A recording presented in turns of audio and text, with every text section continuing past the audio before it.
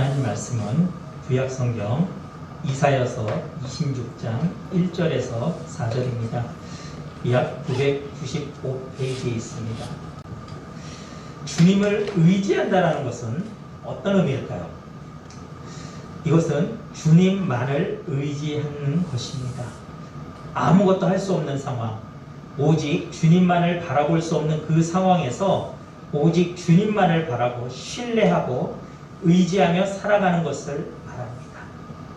이것은요, 당장 눈앞의 현실을 바라보는 것이 아니라 그 뒤에 모든 것을 주관하시는 하나님을 인정하고 의지하는 것입니다. 신뢰하는 것입니다. 여러분, 우리는요, 늘 A냐 B냐를 갖고 우리는 씨름합니다. A냐 B냐를 놓고 하나님 앞에 기도합니다. 우리가 하나님께 간구하는 기도의 내용을 여러분 우리가 가만히 한번 생각해 보면, 하나님 이렇게 안 해주시면 큰일 납니다. 아니면 하나님 이거 꼭 좀 해주셔야 돼요. 하나님 이거 해주셔야 내가 이렇게 한단 말입니다. 우리는 이런 식으로 우리는 하나님 앞에 내가 생각하는 그 해답을 달라고 우리는 하나님 앞에 기도합니다. 마치 그게 아니면 다른 해답은 해결 방법은 없을 것이라고 생각하면서 말입니다. 그런데 여러분, 하나님 입장에서 보면요, 우리의 이런 기도는요, 참 답답한 간구일 것입니다. 하나님 입장에서는요, A냐 B냐, 이것이냐 저것이냐는 아무런 의미가 없습니다. 하나님은 능히 A로도 B를, 이것이든 저것이든 간에 무엇이든 원하는 대로 하실 수 있는 창조주이신 전능하신 분이시기 때문입니다. 그래서 하나님은요, 우리가 간구하는 그 간구의 기도를 들으셨을 때 내가 지금 하나님 무엇을 달라고 하고 있는지 하나님은 그것을 보시는 것이 아니라 그 뒤에서 그 기도를 하고 있는 나의 마음의 상태를 보십니다. 그 나의 마음의 상태라는 게 단순히 어떤 이것을 위한 어떤 동기만을 보시는 것이 아닙니다. 하나님은 내 마음 속에서 내가 간구할 때 나는 정말 하나님을 어떻게 신뢰하고 있는지를 하나님은 보고 계신다는 것입니다. 내가 하나님 앞에 뭔가 아쉬운 것이 있을 때, 딴 때는 하나님께 기도도 막 대충 하다가도 그런 기도를 할 때는 공손하게 하는 그런 행동을 보시는 게 아니다라는 거예요. 뭔가 좀 거룩하고 좋은 표현을 써야만 하나님이 그 기도를 들으신다라는 것이 아닙니다. 하나님은요, 네가 정말 나 아니면 이것을 해결해 줄 수 없는지, 그것을 네가 신뢰하고 오직 어떠한 경우라든지 하나님을 신뢰한다는 마음으로 내가 기도하고 있는지 하나님은 그것을 보고 계십니다. 그리고 하나님은요, 내가 평소에 하나님을 얼마나 가까이 하고 있는지를 가장 중요하게 보십니다. 사실 하나님을 가까이 하는 것과 하나님을 신뢰하는 것은 떨어질래야 떨어질 수 없는 관계입니다. 우리 인간관계에서도 한번 생각해 보시기 바랍니다.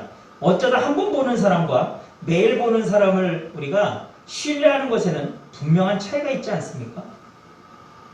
우리가 하나님과의 관계에도 마찬가지입니다. 내가 하나님을 매일매일 가까이 하는 사람은 그만큼 하나님에 대한 신뢰가 큽니다. 하지만 어쩌다 한번 하나님께 기도하는 사람, 하나님을 찾는 사람에게는 그 마음속에 늘 불안함이 있다는 것이죠. 이거 기도 안 되면 어떡하지? 하나님 들어주시기는 들어주실까? 안 되면 어떤 방법을 써야 될까? 응? 미리 그것도 좀 생각해 놔야겠다.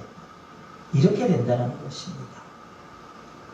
그래서 주님만, 하나님만 의지하며 사는 사람은요, 세상 사람들이 볼 때 좀 어리석게 보이기까지도 합니다. 세상의 가치 기준으로 살고 있지 않기 때문입니다. 이런 면에서 보면요, 우리가 잘 아는 노아는요, 우리에게 참 많은 것을 알려줍니다.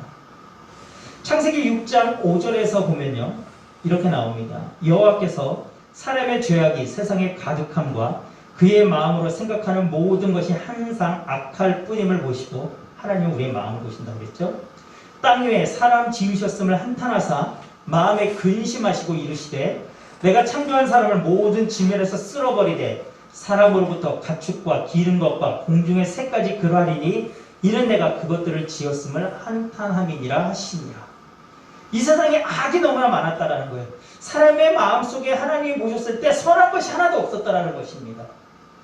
그래서 하나님은 모든 인류를, 또한 인간뿐 아니라 모든 가축과 기는 것과 공중의 새까지도 다 이제는 멸하시려고 작정하셨습니다. 그리고 그 일에 우리가 잘 아는 대로 하나님은 노아를 부르십니다. 하나님은 노아에게 방주를 만들라고 하셨어요. 여러분, 노아가 방주를 약 어느 정도의 시간 동안 만드셨는지 아십니까? 어떤 학자들은 120년이라고 하고요. 어떤 사람은 100년, 어떤 사람은 80년 이렇게 얘기하는데 제가 생각했을 때 한 80년 전후인 것 같습니다. 왜냐하면 노아가 500세 때 그 세 아들, 셈과 함과 야벳 세 아들을 낳습니다. 그리고 노아의 나이 600세 때 홍수가 시작되는데 노아가 그 아들들을 낳고 아들들이 장성하고 결혼한 후에 같이 만들었단 말이에요, 방주를. 그러다 보면 보통 그 당시에는 15세에서 20세 사이에 결혼을 하는 게 관례였기 때문에 그렇다면 한 80년 전후를 만들었지 않았을까 생각됩니다. 노아는 방주를요, 해안가가 아닌 산에서 지었습니다. 여러분, 상식적으로 생각했을 때 방주는 배의 일종이잖아요. 그러면 바닷가에서 지어야 되는 게 상식인데 노아는 방주를 산에서 지었습니다. 어떻게 산에서 지었는지를 아냐면요, 하나님이 노아에게 방주를 만들 그 나무를 고페르라는 나무로 방주를 지으라고 했는데요, 이 고페르 나무는 침엽수의 일종으로 잣나무과에 해당된다고 합니다. 그래서 옛날 성경에 보면 잣나무라고 나와 있거든요. 근데 잣나무는 아니에요. 같은 분류의 침엽수라고 합니다. 근데 침엽수의 특징은 뭐냐면요, 산에, 그것도 위쪽에 위치한 곳이 침엽수입니다. 그러니까 고페르 나무는 산의 위쪽에 있는 그런 나무예요. 우리나라의 그 침엽수라고 하는 대표적으로 소나무 같은 것들이죠. 여러분, 소나무는 낮은 지역에 없습니다. 높은 지역에 있죠.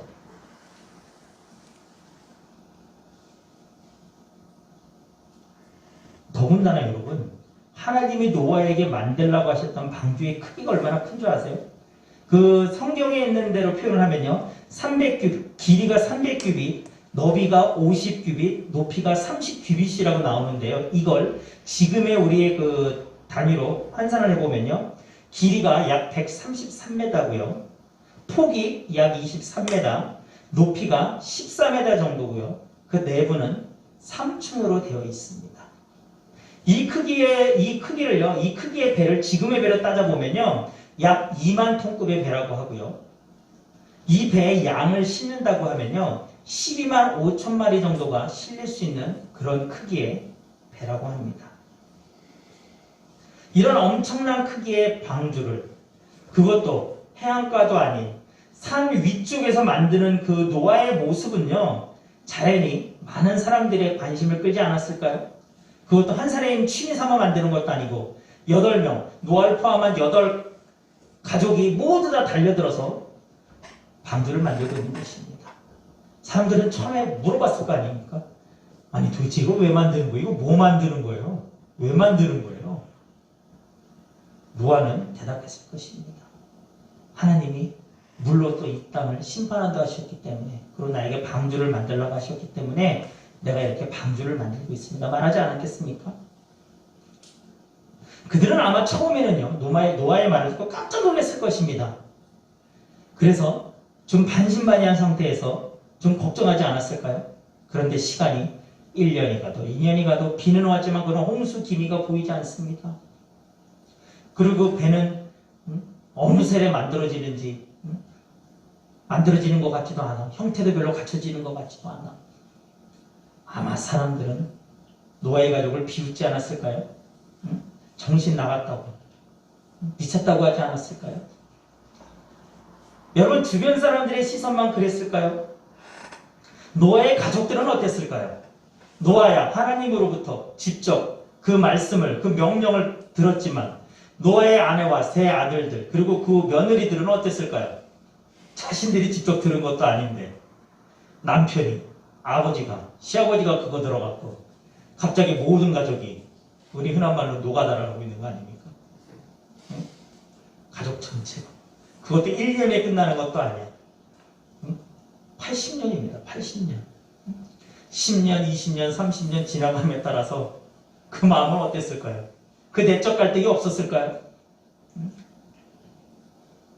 아마 이런 아들들도 있지 않았을까요? 아버지 이거 꼭 만들어야 돼요. 정말 비 옵니까? 정말 이거 이거 물에다 만들지 않고 산에다 만드는 거 이거 말도 안 되는 거 아니야? 아버지 사람들이 맨날 우리 욕해요. 그래도 노아는요 흔들리지 않았습니다. 그는 그 자식과 아내와 며느리들을 다독이며 그 방주를 만들었습니다.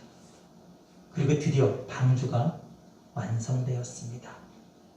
그리고 하나님은 물로 심판을 시작하셨습니다. 노아의 가족 8명을 제외한 모든 인류는 그 방주에 아무도 타지 못했습니다. 비가 40일 주야로 밤낮으로 비가 쏟아져 내리기 시작했습니다. 드디어 홍수가 시작된 것입니다. 여러분, 일반 배와 방주는 커다란 두 가지의 차이가 있다고 요즘 학자들은 얘기합니다. 바로 추진력과 제어력인데요. 추진력은요, 스스로 움직일 수 있는 힘을 얘기합니다. 그래서 우리가 생각하는 보통 배들은요, 여러분 밑에 부분이 이렇게 앞에서 보면 V자나 U자형으로 이렇게 삐죽하게 생겼잖아요. 이것은 스스로 배가 움직일 수 있는 추진력을 갖기 위해서 반드시 갖춰야 될 모양이라고 합니다. 그런데 방주는 앞으로 나가는 것, 추진력의 목적이 아니라 물에 떠 있는 것이 목적이기 때문에 방주는 평평했습니다. 바닥이 평평했어요. 그리고 제어력이라는 것은요, 움직이는 힘, 조종하는 것을 얘기합니다. 그런데 방주는요, 방향을 조종할 수 있는 그런 키가 없는 배였습니다. 일반 배는 자신이 원하는 곳으로 그 배를 제어해서 움직일 수 있는데 방주는 그런 제어 능력이 없었다는 것입니다. 쉽게 얘기하면 일반 배는 선장이 그 배를 자기가 원하는 방향으로 이동해 갈 수 있었지만 방주는 노아는 내가 그 배 방주 안에 타고 있었지만 그 방주를 조종할 수 없었다는 얘기입니다. 이것은 전적으로 하나님이 방주를 움직이실 수밖에 없는 상황을 이야기합니다.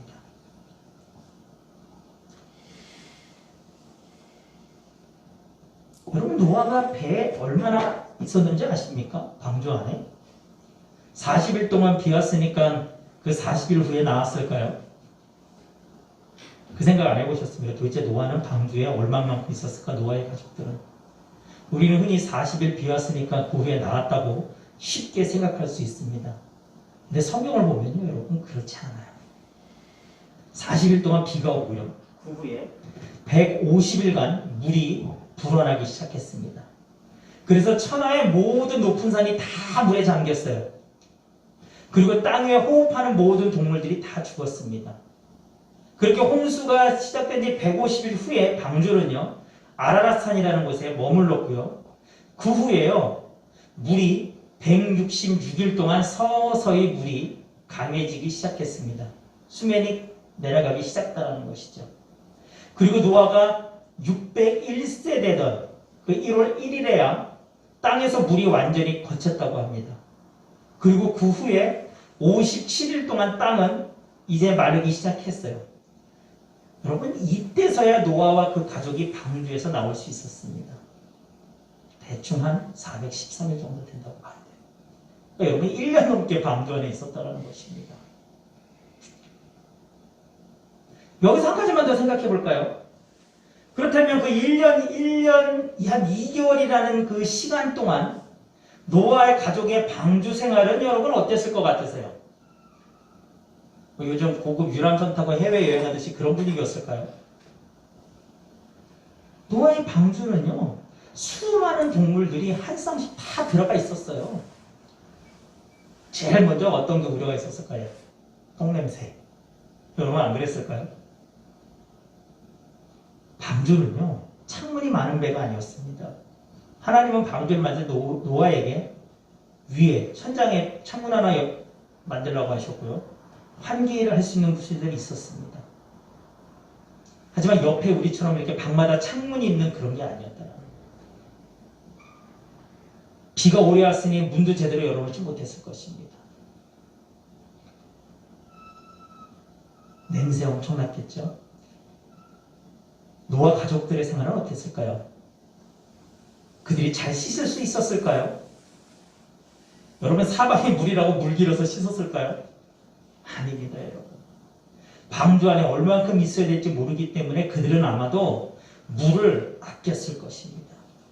먹는 물조차도 아꼈을 판인데 제대로 씻는다? 아니었겠죠. 그리고 결정적으로요. 노아는 하나님으로부터 방주를 만들라라는 얘기만 들었지 하나님이 그 이외의 일은 알려주시지 않았다라는 거예요. 야, 내가 비를 며칠 동안 내릴 것이고 그 후에 이렇게 할 거니까 너는 아마 한 400여일 정도 배에 있을 것 같으니까 그거 알아서 준비해라. 하나님이 이렇게 말씀해 주셨다? 안 해주셨다는 것입니다. 아마 이것은 그 배에 있는 노아와 그 가족들에게 가장 힘든 일이었을 것입니다. 내일 일을 모른다라는 거예요.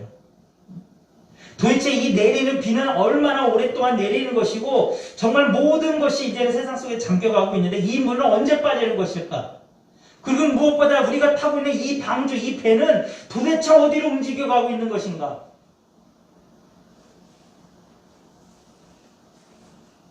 사람은요, 내가 알지 못하는 상황, 그리고 그것들이 지속됐었을 때 극도의 공포감을 느낍니다. 두려움을 느낍니다. 내가 할 수 없다는 것을 인정했을 때. 더군다나 성경에 보면요, 방주의 문을 노아가 닫았을까요? 아닙니다. 노아의 가족이 다 들어간 내 방주의 문을 하나님이 닫으셨다고 성경에 나와요. 이 말은 뭡니까? 방주의 문을 다시 열어주는 것도 하나님이셔야 된다는 거예요. 어떻게 보면 방주는 살라고 들어갔는데 감옥에 갇힌 거랑 마찬가지일 수도 있다는 거죠. 방주 안에 있는 노아와 그의 가족들의 마음 어땠을까요? 불안했을까요?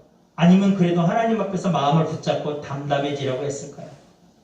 여러분들의 생각은 어떠십니까? 어땠을 것 같습니까? 노아의 가족은?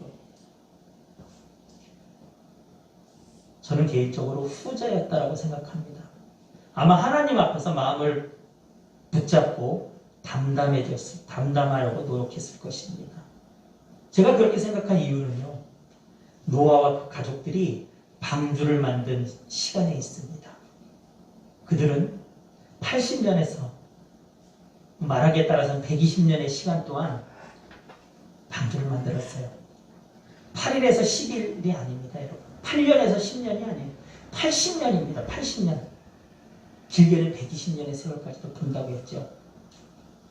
그들은 그 방주를 만드는 그 오랜 시간 동안 정말 하나님이 살아계셔서 역사하셨고 모든 인류 가운데서 자신들만 구원받았음을 두렵고 떨리는 마음 가운데 감사했을 것입니다. 내일 일을 가늠조차 할 수 없는 상황이었지만 그들이 방주를 만드는 그 과정 또한 그런 과정 아니었습니까? 언제 비가 내릴지 모르는 상황 속에서 산 위에서 사람들의 욕하는 소리와 사람들의 비난과 놀림 속에서 그들은 그 오랜 시간 동안 방주를 만들면서 단련된 것입니다. 하나님만 바라보는 것에 그들은 이제는 훈련된 것입니다. 하나님은 정말 약속하신 대로 비를 내리셨습니다. 물로 세상을 심판하셨습니다. 그들은 그것을 경험했습니다. 정말 하나님 살아계시는구나. 그리고 그 하나님이 나와 우리 가족을 구원해 주셨구나라는 것을 그들은 경험한 것입니다. 그래서 그들은 내일을 알지 못하는 상황이었지만 이 비가 도대체 언제까지 내리고 이 배는 도대체 어디로 가는 것인지 그들은 알지 못했지만 그들은 하나님을 바라보며 묵묵히 버텨냈을 것입니다. 가족 중에 한 사람이 힘들어하면 그에게 다른 가족이 힘을 줬을 것입니다. 야, 우리 하나님 이렇게 해주지 않으셨니? 우리 하나님 믿자. 하나님 우리를 이렇게 죽게 하시려고 구원하시지는 않았을 거 아니니? 하며 그들은 서로를 다독이지 않았을까요? 그리고 그들은 하나님이 이후에 자신들 가족에게 했던 일들을 아마 기대하며 그들은 하나님을 바라봤을 것입니다. 여러분, 주님만 의지한다는 것은 바로 이런 것입니다. 오늘 본문은요, 바벨론의 포로로 끌려갔던 이스라엘 민족이 하나님의 은혜로 해방되었을 때 다시 그들의 고향인 예루살렘으로 돌아와 부를 노래의 내용이 어떠한 것인가를 알려주고 있습니다. 그 당시 이스라엘은요, 당시의 세계 최강국이었던 바벨론의 느부갈네살 왕에 의해서 예루살렘이 침공당했을 때 예루살렘 성은요 초토화됐습니다. 하나님의 성전 또한 무너지고 말았습니다. 그들이 생각했던 현실의 보루와 그들의 영적 보루가 다 무너졌습니다. 그리고 그들은 포로로 끌려갔습니다. 그렇게 예루살렘 성과 성전은 70년 동안이나 방치되었습니다. 여러분, 사람이 집을요 1년만 안 가도요 그 집이 벌써 좀 뭔가 좀 이상해지지 않습니까? 근데 70년입니다. 여러분 어떻겠습니까? 그런데 오늘 본문은요 이스라엘 백성이 자신들이 예루살렘으로 돌아올 때 하나님의 구원의 날에 그들이 예루살렘으로 돌아올 것을 그들은 소리를 모아 하나님의 찬양하고 있는 것입니다. 오늘 3절을 보면요 이렇게 나옵니다. 주께서 심지가 견고한 자를 평강하고 평강하도록 지키시리니 이는 그가 주를 신뢰함이니이다. 여기서 말하는 심지가 견고하다는 것은요 하나님을 향한 마음에 흔들림이 없다는 것입니다. 다시 말하면 한번 주님을 섬기기로 작정했다면 어떤 경우에서도 흔들리지 않을 것을 말하는 것입니다. 그리고 평강은요 바로 하나님을 신뢰하는 가운데서 얻어지는 열매인 것입니다. 평강은 하나님을 신뢰하지 않으면 그 마음에 생기지 않습니다. 하나님을 신뢰할 때 맺어지는 열매가 평강입니다. 빌립보서 4장 6절에서 7절은 그래서 우리에게 이렇게 얘기합니다.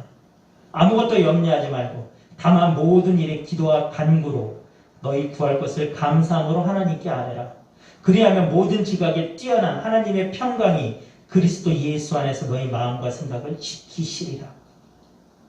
여러분 하나님께 아무것도 염려하지 말고 모든 일에 기도와 간구로 여러분들의 필요한 것을 구하라고 얘기하는데 그런데 하나님이 그러면 무엇을 주신다고 얘기를 해요? 그러면 하나님이 네가 원하는 대로 응답해 주겠다라고 성경은 얘기하는 것이 아니라 하나님이 주시는 그 평강이 너희 마음과 생각을 어떻게 지킬 거라고 말씀하시죠. 평강. 하나님을 신뢰할 때 얻어지는 열매 평강. 즉 뭐냐면 너희가 그것들을 하나님께 구할 때 하나님이 너희들에게 가장 좋은 것으로 주실 것을 너희들이 하나님을 정말 신뢰한다면 그런 신뢰하는 마음에 하나님은 평강을 주신다는 것입니다. 평안함을 주신다는 얘기입니다. 우리는 한참도 모르고 살아갑니다. 내일 내 삶에 어떤 일들이 기다리고 있는지 우리는 모릅니다. 그러나 우리가 오늘을 그리고 내일을 두려움 없이 살아갈 수 있는 이유는요. 창조주 하나님이 여러분과 저와 우리의 아버지가 되심을 믿기 때문입니다. 우리가 잘 아는 시편 23편 4절은 이렇게 얘기하죠. 내가 사망의 음침한 골짜기로 다닐지라도 해를 두려워하지 않을 것은 주께서 나와 함께 하심이라. 주의 지팡이와 막대기가 나를 안위하시나이다. 여러분 맞습니다. 사망의 음침한 골짜기를 내가 다닐 때 나를 해하려는 것들과 맞서 싸우는 것은 내가 아니다라는 것입니다. 주님의 지팡이와 막대기가 나를 지켜주신다는 거예요. 내가 그 어떤 상황이든 그 어느 곳에 있든지 간에 나를 지켜주신다는 것입니다. 그 어떤 위협에서부터 하나님의 지팡이와 막대기가 나를 여러분들을 지켜주신다는 것입니다. 이것이 저와 여러분이 주님만을 의지해야 되는 이유입니다. 주님만을 의지할 때 함께 하시고 지켜주시기 때문입니다. 주님만을 의지하는 그런 은혜가 여러분들에게 있기를 주님의 이름으로 축원합니다.